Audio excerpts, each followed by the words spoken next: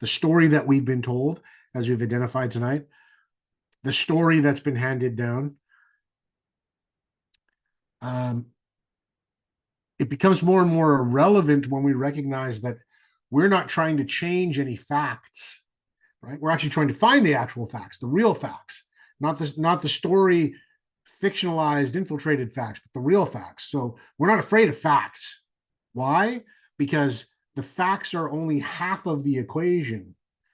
The other half of the equation, and I'd maybe even weight it to more than half in some ways in terms of potency, are the feelings about the facts.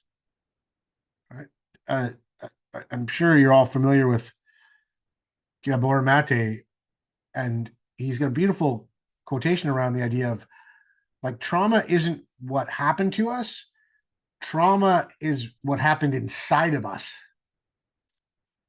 So making a new agreement with the feeling of what happened inside of us is the way that we effectively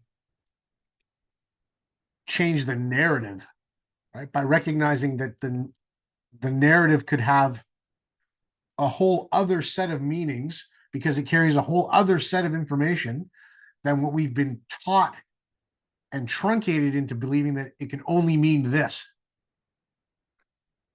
So when Paul talks about the idea of we can work on it anyway, we don't have to know the details.